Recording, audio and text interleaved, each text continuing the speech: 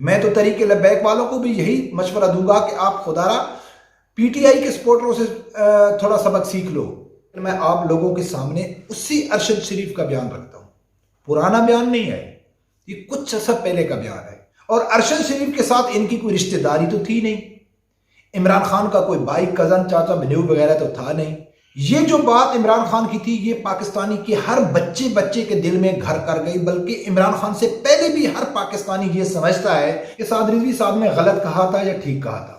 बिस्मिल्लाहिर्रहमानिर्रहीम, अस्सलाम वालेकुम नाज़रीन, अरशद शरीफ की मौत को बुनियाद बनाकर हकीकी फहाशी मार्च करने वाला इमरान खान साहब, उसके बारे में कुछ अर्सा पहले हाफिज साद रिजवी साहब ने कहा था, जब मुबशर लुकमान के साथ उसका एक इंटरव्यू था, तो साद रिजवी साहब ने कहा था कि मैं इसको मुनाफिक आज़म समझता हूँ।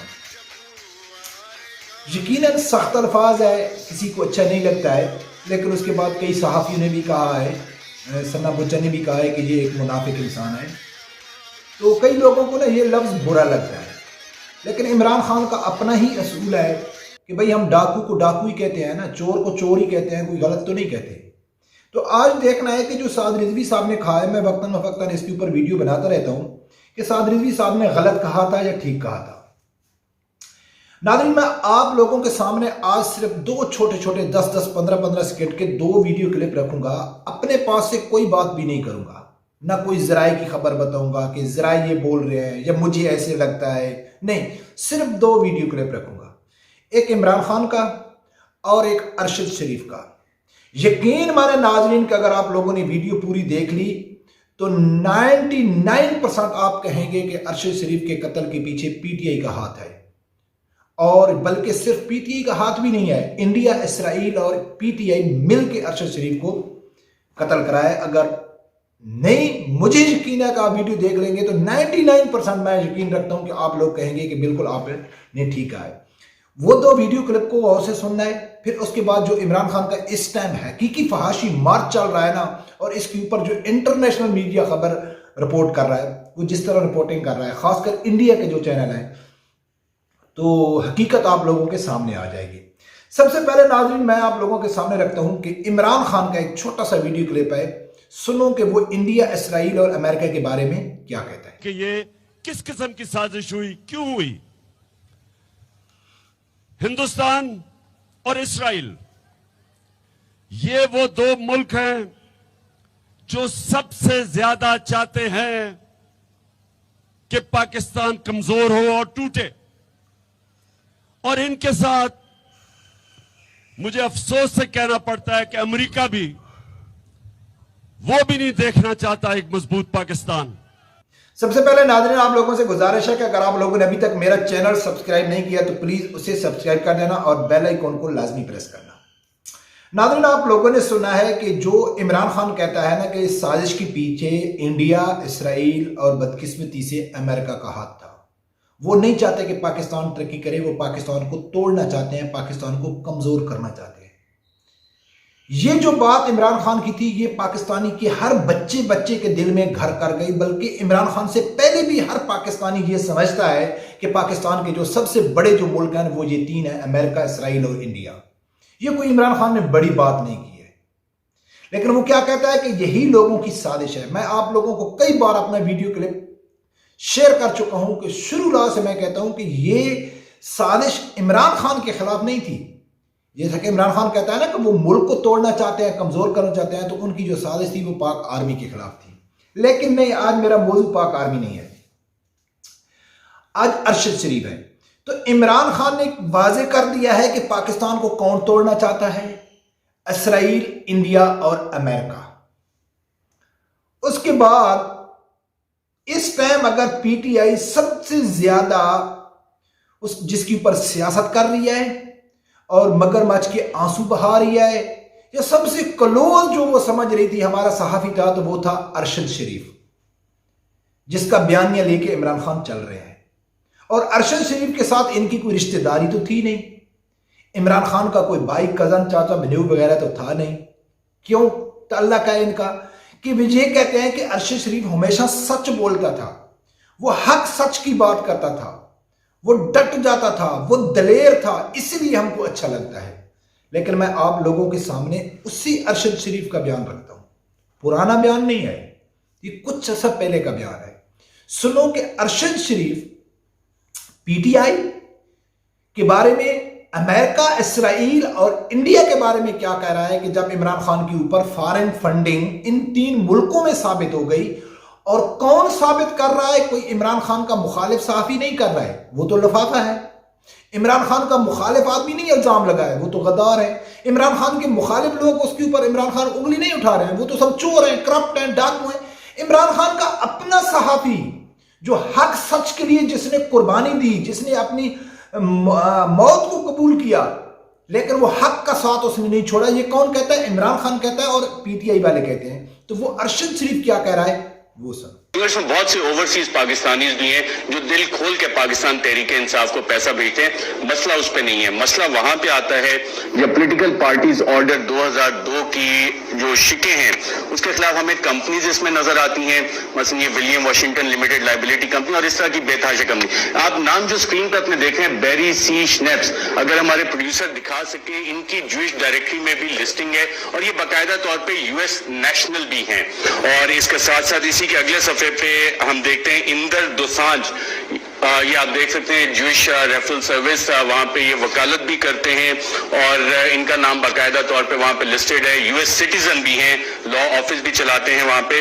इसी तरह इंदर दोसांझ साहब हैं जो एक इंडियन नेशनल हैं, इंडियन पंजाब से उनका ताल्लुक था, अमेरिका गए बतौर मैकेनिक, उन्होंने वहां पे काम शुरू किया और उसके बाद जो उन्होंने फंडिंग शुरू की अमेरिकन पोलिटिकल पार्टीज को भी इंदर दोसांझ साहब फंडिंग करते रहे और जो पीटीआई की फंडिंग लिस्ट है इसमें इनका भी नाम वहां पे आ रहा है। नाज़रीन, आप लोगों ने सुना है कि अरशद शरीफ ने तीनों मुल्कों का नाम लिया, यूएसए का नाम लिया, इसराइल का नाम लिया और इंडिया पंजाब का आदमी का नाम लिया कि जिन्होंने इमरान खान को फंडिंग की है। 3 बड़े मुल्कों ने जिनका इमरान खान ने नाम लिया है कि जो पाकिस्तान को तोड़ना चाहते हैं। अब कौमी यूथ के ऊपर एक सवाल है, या तो वो कहें कि अरशद झूठ बोल रहा है। अगर अरशद झूठ बोल रहा है तो एस्टेब्लिशमेंट के खिलाफ भी अरशद झूठ बोल रहा है। ऐसा तो हो नहीं सकता है कि उनके खिलाफ वो सच बोल रहा है और पीटीआई के खिलाफ वो झूठ बोल रहा है। अगर अरशद शरीफ डरता नहीं है, जो एस्टेब्लिशमेंट को सामने हक बोल सकता है तो पीटीआई के सामने भी हक बोल सकता है। अब अरशद शरीफ ने साबित किया है कि ये तीनों मुल्कों ने इमरान खान को फंडिंग किया है और इमरान खान कहता है कि ये तीनों मुल्क पाकिस्तान को तोड़ना चाहते हैं। और इस टाइम जो इमरान खान का हकीकी फहाशी मार्च है, इसमें इंडिया की रिपोर्टिंग सिर्फ आप देख लें कि वो चीख चीख के चला रहे हैं कि इमरान खान हमारे बयानिए को लेके चल रहा है। हमारी एजेंसियां वो काम नहीं कर सकती थी अरबों रुपए लगा के जो इमरान खान कर रहा है। जो 3 बड़े मुल्क हैं वो पाकिस्तानी एस्टेब्लिशमेंट के खिलाफ हैं, पाकिस्तानी यानी कि अदारों के खिलाफ हैं, उन अदारों को कमजोर करना चाहते हैं। और इस टाइम पाकिस्तान में अदारों को कौन कमजोर कर रहा है? इस टाइम पूरी पाकिस्तान की पब्लिक को खड़ा करके कल दूसरे दिन आजादी जो हकीकी फहाशी मार्च में इमरान खान की टारगेट ही पाक आर्मी है, इमरान खान का टारगेट ही पाकिस्तान के अदारे हैं, बार बार उनका नाम लेके चला रहा है। अभी भी अगर कोई पागल ये सोचे कि इमरान खान किस एजेंडे पे काम कर रहा है या अरशद शरीफ को कौन लोग कत्ल करा सकते हैं, तो उसने तो वाज़ेह बता दिया है कि भाई ये तो इमरान खान है, तीनों मुल्कों ने इसको फंडिंग की है और तीनों मुल्कों का बयान इस टाइम इमरान खान लेके चल रहा है। और इमरान खान ने खुद पहले बता दिया था, लेकिन इमरान खान ने ऐसा क्यों कहा था? उसको पता है कि मैंने जो कौम तैयार किया है ना, जो मैं फॉलोवर अपने तैयार किए हैं, वो बिल्कुल अंधे हैं, वो बहरे हैं, गूंगे हैं, उनको कुछ समझ नहीं आता। उनके सामने कुछ भी बोल दो, उनको कहो ना कि इमरान खान कहे ना कि कवा सफेद है तो वो कहेंगे खान साहब आप ठीक कह रहे हैं। अगर वो कहेगा कि नहीं कवा तो लाल है, वो कहते हैं कि खान साहब अब आपने ठीक कहा है।